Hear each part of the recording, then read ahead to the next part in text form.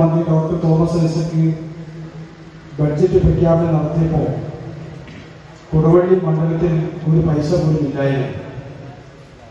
ഞാൻ വളരെ നിരാശപ്പെട്ട് വിഷമിച്ചിരിക്കുന്ന സമയത്ത് മുഖ്യമന്ത്രിയെ കണ്ട് ഈ കാര്യം ബോധ്യപ്പെടുത്തിയപ്പോൾ ബഹുമാന്യനായ മുഖ്യമന്ത്രി ശ്രീ പിണറായി വിജയൻ ധനകാര്യ വകുപ്പ് മന്ത്രിയോട് പറഞ്ഞു, 2 വലിയ പദ്ധതിക്ക് കാരാട്ട് സാക്കിന് ബഡ്ജറ്റിൽ മറുപടി പ്രസംഗത്തിൽ ഉൾപ്പെടുത്തുന്നുണ്ട്.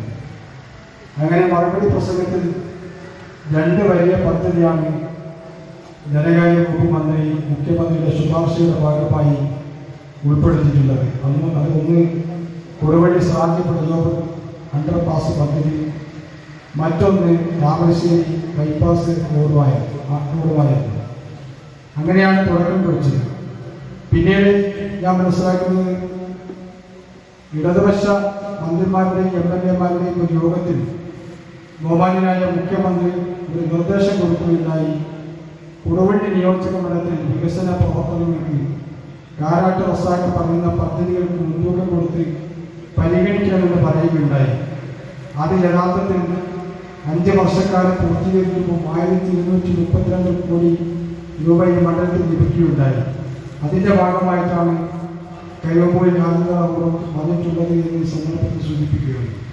അങ്ങനെ വലിയൊരു വികസനത്തിന് കൊടുവള്ളി മണ്ഡലത്തെ ചേർത്ത് പിടിച്ച ശ്രീ പിണറായി വിജയൻ മുഖ്യമന്ത്രിയെ ഓർക്കാതെ ആ 5 വർഷക്കാലത്തെ വികസന പ്രവർത്തനങ്ങൾ പൂർത്തീകരിക്കുമ്പോൾ സാധിക്കില്ല എന്നാണ് ഈ സന്ദർഭത്തിൽ സൂചിപ്പിക്കുവാൻ ഈ അവസരം ഞാൻ ഉപയോഗപ്പെടുത്തുകയാണ്.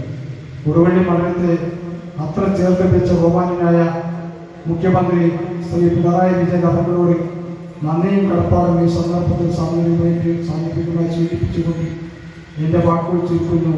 ഈ നാടിൻ്റെ സന്തോഷത്തിൽ പങ്കുചേരാൻ സാധിച്ച് അതിയായ സന്തോഷം രേഖപ്പെടുത്തുന്നത് നിർത്തുന്നു. നന്ദി, നമസ്കാരം.